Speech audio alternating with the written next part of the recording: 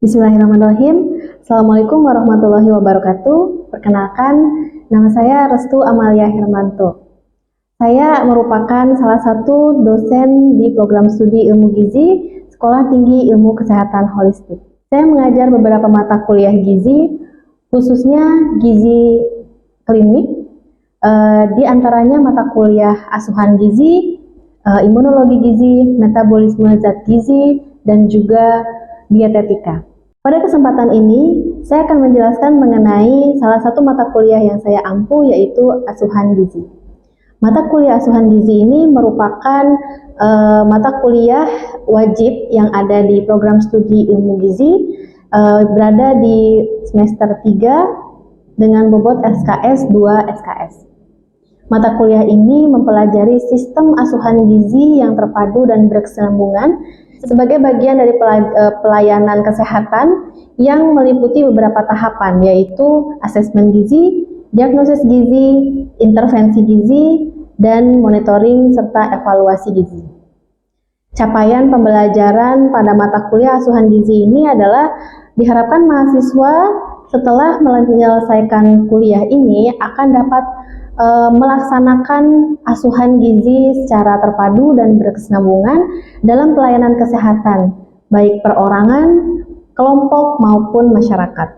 Adapun materi yang dipelajari dalam mata kuliah ini yaitu konsep proses asuhan gizi terstandar atau PAGT, kemudian screening gizi, asesmen gizi 1, asesmen gizi 2, diagnosis gizi, intervensi gizi, monitoring dan evaluasi gizi, serta dokumentasi gizi, lalu penerapan asuhan gizi secara komprehensif pada penyakit infeksi, dilanjutkan penerapan asuhan gizi secara komprehensif pada penyakit degeneratif, manajemen program gizi di puskesmas, asuhan gizi di puskesmas, monitoring evaluasi dan dokumentasi asuhan gizi di puskesmas, serta penerapan asuhan gizi secara komprehensif pada kasus infeksi, defisiensi, penyakit degeneratif gizi di masyarakat. Sistem pembelajaran yang saya gunakan adalah pembelajaran langsung di kelas, sedangkan metode yang saya gunakan untuk mata kuliah ini dengan ceramah, tanya jawab pertanyaan, dan juga diskusi langsung dengan mahasiswa. Metode ini dilakukan agar mahasiswa dapat dengan mudah memahami tahapan-tahapan yang ada dalam melakukan asuhan gizi, serta merangsang mahasiswa untuk melatih dan mengembangkan daya pikir termasuk daya ingatan, mengembangkan keberanian dan keterampilan mahasiswa dalam menjawab dan mengemukakan pendapat. Saya juga melakukan strategi pembelajaran, dalam hal ini problem solving atau problem based learning. Saya selalu memberikan beberapa contoh kasus pasien kepada mahasiswa untuk kemudian dapat didiskusikan dan dibuat rencana asuhan gizinya. Strategi ini membantu mahasiswa untuk dapat mendeskripsikan atau mendapat gambaran pengaplikasian asuhan gizi pada beberapa kasus yang nantinya akan mereka temui saat berkarir menjadi seorang ahli gizi setelah lulus nanti. Sistem penilaian untuk mata kuliah ini terdiri dari beberapa aspek. Yang pertama, aspek kehadiran adalah 5%, kemudian sikap dan keaktifan di kelas 15%, tugas 20%, serta UAS dan UTS masing-masing 30%. Berikut ini saya akan tampilkan dokumentasi proses pembelajaran mata kuliah asuhan gizi pada pertemuan ke-7 dengan pokok bahasan monitoring dan evaluasi gizi. Baik, bismillahirrahmanirrahim. Assalamualaikum warahmatullahi wabarakatuh. Waalaikumsalam warahmatullahi wabarakatuh. Apa kabar semuanya, teman-teman? Baik ya. Absen hari ini masuk semua? Masuk. Baik. Hari ini sesuai dengan jadwal ya yang sudah kita sepakati di kontrak kuliah. Ini adalah minggu ke-7 sebelum UTS ya. Ya, jadi kita hari ini akan membahas tentang monitoring dan evaluasi gizi. Ya, setelah sebelumnya minggu-minggu lalu kita sudah membahas tentang diagnosis asesmen dulu. Ya, kalau untuk asuhan gizi asesmen, kemudian diagnosis gizi, lalu intervensi. Nah, hari ini Gimana sih kalau kita mau melihat apa yang sudah kita lakukan ya di intervensi untuk mengasuh gizi pasien kita gitu, efektif atau tidak sih, berhasil atau tidak. Nah, kita perlu melakukan monitoring dan juga evaluasi. Secara teori, monitoring dan evaluasi gizi itu adalah kegiatan yang dilakukan pada langkah keempat ya dalam proses asuhan gizi. Ini adalah untuk menilai efektivitas penyelesaian masalah ya yang ada di dalam diagnosis gizi, serta melihat tingkat keberhasilan outcome ya pada pasien. Nah, nanti kita akan sama-sama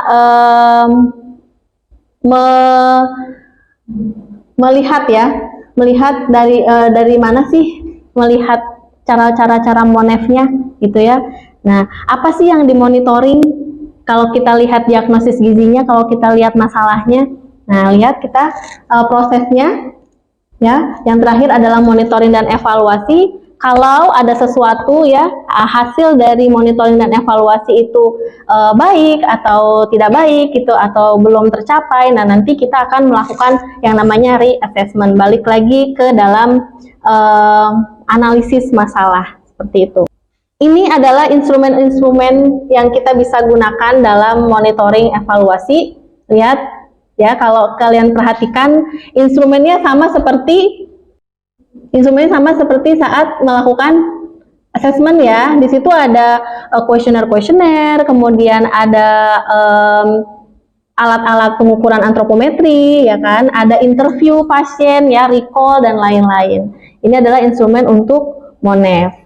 Ya, lihat domain outcome intervensi gizi sama seperti assessment, ada riwayat terkait gizi, kemudian ada data biokimia, pengukuran antropometri, dan juga tes atau prosedur medis. Kemudian kita kita tentukan intervensinya seperti apa, lalu setelah dari intervensi, kemudian kita tentukan apa sih yang dimonitoring dan evaluasi gitu untuk masalah pasien. Yuk, siapa yang mau? Oke, Dinda. NI 1.2. Ada NI 1.2. Apa ini? Peningkatan energi itu. Ada peningkatan berkaitan dengan peningkatan metabolisme basal. Dengan peningkatan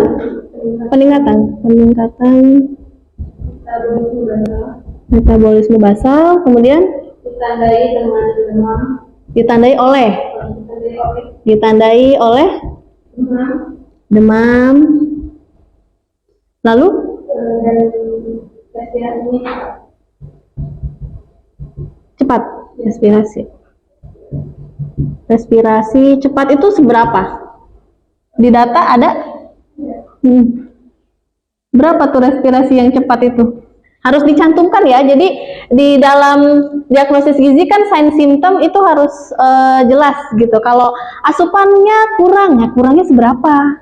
Ya kan? Asupan kurang dari kebutuhannya berapa? Asupannya berapa? Bentuknya jadinya persentase. Kemudian di sini ada respirasi cepat. Nah, cepat itu seberapa? Memang normalnya berapa? Jadi harus dibandingkan dengan normalnya seberapa gitu ya. Ada lagi diagnosis gizi yang lain? Kalimatnya? Ayo. Siapa? Belakang ya. NC 2.2. Ada NC 2.2. Perubahan sel putih. Ya, perubahan sel darah putih ditandai oleh hasil lab menunjukkan HB rendahnya itu 6,9 gram per dl. HB sama dengan 9. Rendah 6,9. Oh, 6,9 desiliter. Oke. Ada lagi guys, satu lagi ada lagi nggak? Sebelah sana. Ada lagi nggak? Apa? NC 3.1. Underweight. Berkaitan dengan peningkatan kebutuhan energi dari Underweight berkaitan dengan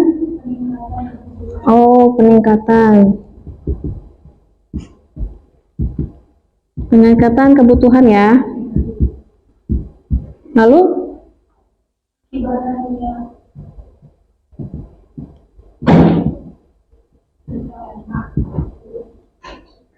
anemia itu pada kasus keganasan kan? Oh, berarti peningkatan kebutuhan akibat penyakit keganasan. Jadi bukan anemianya ya. Betul ya? Jadi nanti anemia di mana, Bu? Anemia adanya di sign symptom. Karena kasusnya adalah kasus keganasan ya kan? Jadi peningkatan kebutuhan akibat penyakit keganasan. Nanti ditandai oleh IMT-nya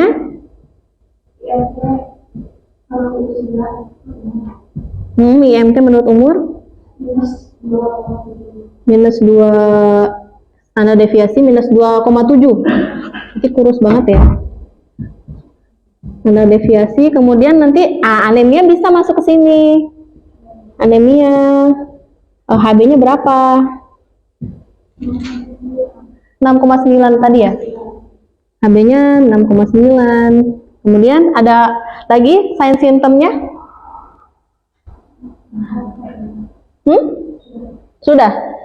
Nah, ini sudah merupakan diagnosis gizi ya, masalah dari pasien yang sedang kita tangani. Kemudian dari diagnosis gizi ini, ya kita kan sudah belajar minggu lalu tentang tujuan, kemudian syarat intervensinya seperti apa, kemudian preskripsi dietnya atau prinsip-prinsip dietnya seperti apa. Kita turunkan ini tujuannya apa. Kalau peningkatan ekspenditur berkaitan dengan peningkatan metabolisme basal, ya. Masalahnya di mana sih? Oke, kalau yang ini masalahnya? Oke, kalau yang ini akar masalahnya? Akibat penyakit keganasan. Gitu ya? Bisa dipahami semua? Ada pertanyaan dulu deh. Ada pertanyaan dulu? Bisa dipahami semuanya? Bisa ya? Kalau ada pertanyaan boleh loh. Takutnya nanti ujian ada ya soal manakah masalah dalam diagnosis gizi di atas gitu kan. Kalian bingung. Padahal gampang ya. Jadi lihat saja struktur kalimatnya, ada problem, etiologi, dan sign symptom. Oke, itu ingat untuk pengikat saja ya. Lanjut. Oke, dari diagnosis ini kita bisa menentukan tujuan dietnya. Tujuan dietnya apa? Kan di sini ada apa? Masalahnya peningkatan energi basal. Kemudian nih peningkatan sel darah putih ya, HB-nya turun. Kemudian di sini peningkatan kebutuhan. Jadi tujuan dietnya adalah meningkatkan asupan, meningkatkan status gizi, ya betul. Udah. Meningkatkan kadar nilai lab. Nilai lab HB gitu. Mencapai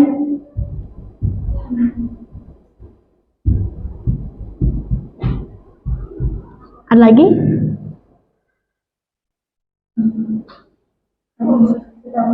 Vitamin apa? Vitamin C.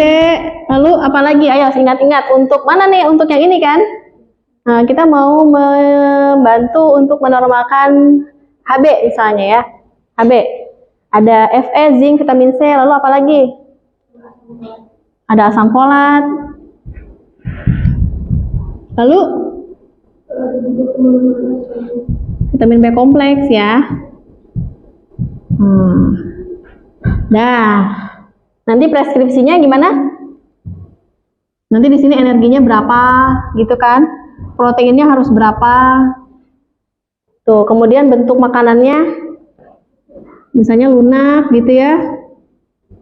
Atau kita bisa main-main di suhu. Apakah pasien kita misalnya menyukai suhu yang masih hangat atau dingin? Itu biasanya bisa menolong untuk pasien-pasien yang merasa enak gitu ya, karena pengobatan atau karena respon fisiologis terhadap penyakitnya. Begitu preskripsi diet. Nah, baru kita akan masuk ke dalam MONEF. Kira-kira kalau misalnya yang dilakukan adalah ini ya, untuk tujuan itu, kira-kira yang apa sih yang kita monitoring dan evaluasi? Nah, pasti di sini adalah asupan. Nah, dalam monitoring evaluasi, selain kita menentukan apa yang akan dimonitoring, kita juga harus menentukan target. Ada targetnya nih. Target. Supaya apa? Kita menentukan target supaya ya ini tujuannya tercapai. Kan kita mau menaikkan status gizi nih, gitu kan. Berarti kita harus mencukupi kebutuhan makanannya, lalu kemudian targetnya bagaimana? Ya kan? Asupan targetnya bagaimana?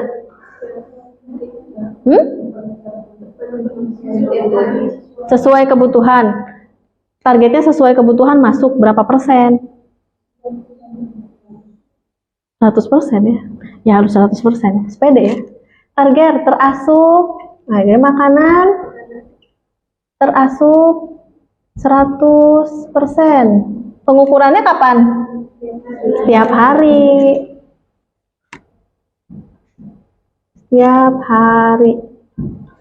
Kemudian apalagi selain asupan? Status gizi ya, tadi ada status gizi ya. Iya, kita harus monitoring status gizinya. Nah, karena di tujuan ada meningkatkan status gizi. Kemudian ya kita harus monitoring status gizinya. Apa yang dimonitoring untuk status gizi? Status gizi ada berat badan, kemudian tinggi badan, kemudian lingkar kepala buat bayi ya. Dalam kasus ini apa? IMT. HB masuk nggak? Masuk. HB kan termasuk salah satu status gizi ya, biokimia ya. Jadi masuk tuh HB juga. HB. Ini diukur kapan? Berat badannya targetnya mau naik. Kira-kira naik berapa kilo dalam berapa lama? Targetnya. Nah, kira-kira mau berapa kilo berapa lama kenaikannya?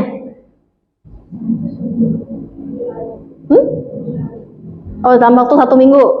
Naik berapa? Setengah kilo misalnya. Oke.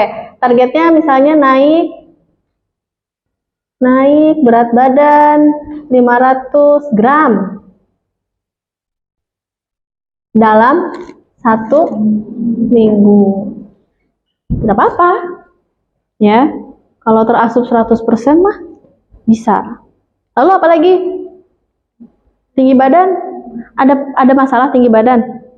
Tidak, tadi ya. Jadi yang namanya asuhan gizi, kita harus selalu ingat bahwa prosesnya itu sistematis dan harus konsisten. Kalau masalahnya apa, terus tiba-tiba muncul ya, tadi masalahnya apa, tiba-tiba di monitoring, tiba-tiba ada tinggi badan. Nah, itu tidak konsisten, ujuk-ujuk ada. Nah, hapus ya. Nah, sekarang tinggal HB. Ayo, targetnya HB-nya berapa? Naik gitu ya, dari berapa? Dari 6,9 naik mau berapa? Ingat di sini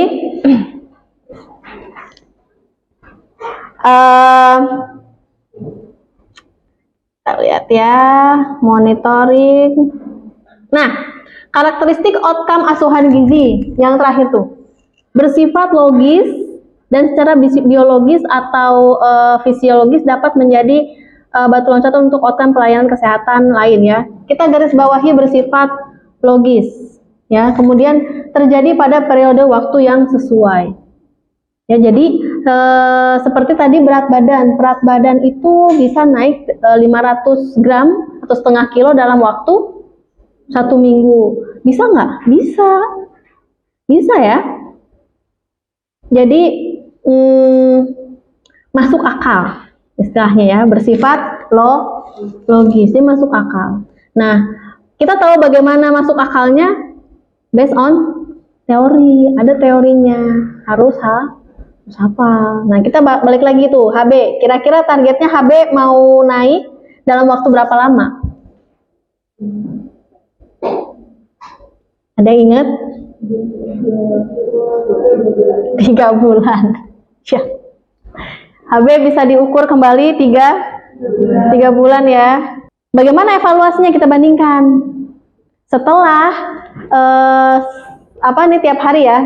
Tiap hari kita mendatangi pasien, kita melakukan monitoring, kita bertanya ya, Kalau untuk asupan kita bisa bertanya langsung pada pasien dengan cara recall, atau kita bisa melihat sisa makanan yang diasup berapa persen sih gitu ya. Kita targetnya 100% masuk nih.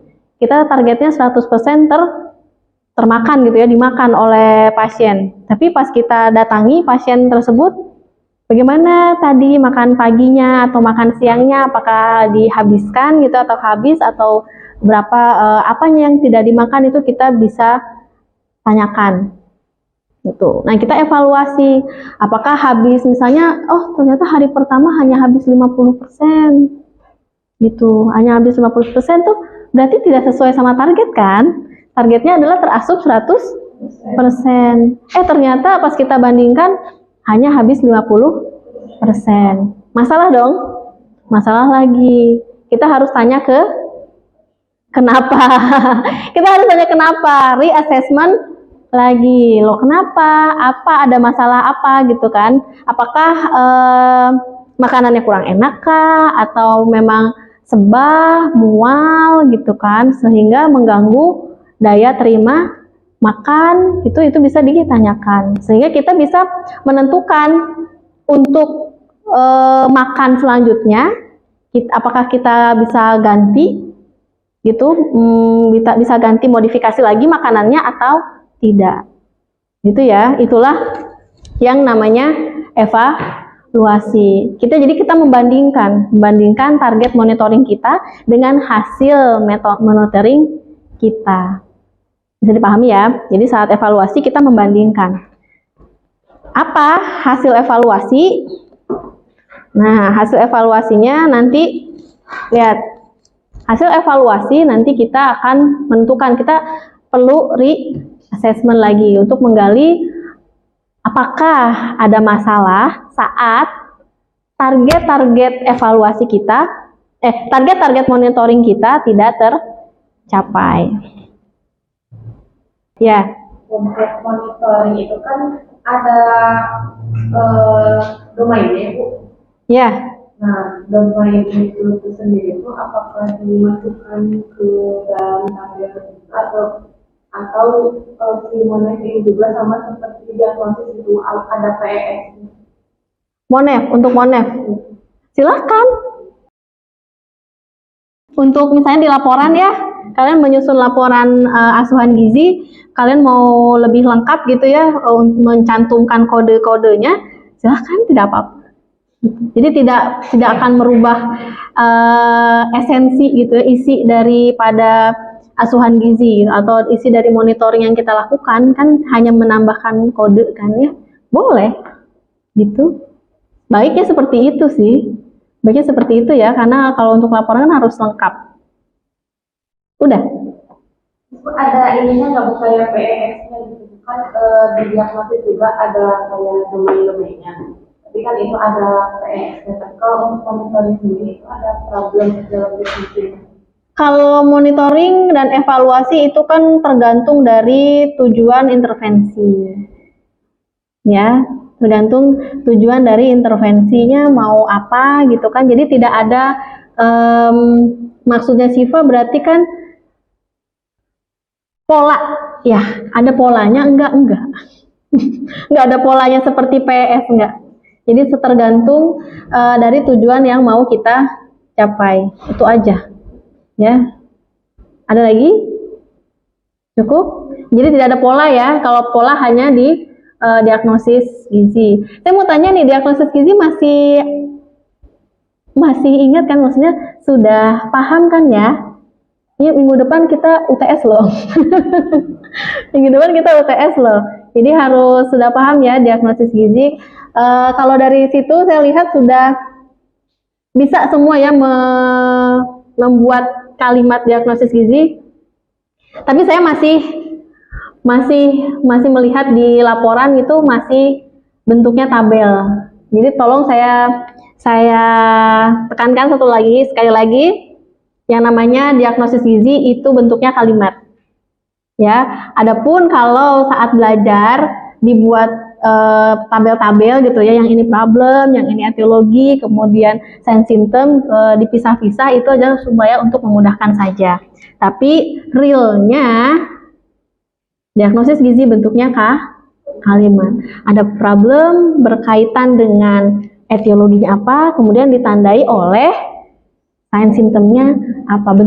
Bentuknya kalimat ya. Jadi jangan bikin lagi yang seperti apa di tabel-tabel gitu ya. Gitu. Jadi bentuknya kayak gitu aja. Kodenya apa, kemudian langsung kalimat. Kodenya apa, kemudian kalimat. Ya. Ada lagi yang mau bertanya? Cukup? Cukup? Oke, bila tidak ada lagi pertanyaan, materi kita selesai sampai di sini. Selamat menempuh ujian tengah semester ya minggu depan. Mudah-mudahan sukses untuk semuanya. Oke, assalamualaikum warahmatullahi wabarakatuh. Waalaikumsalam warahmatullahi wabarakatuh.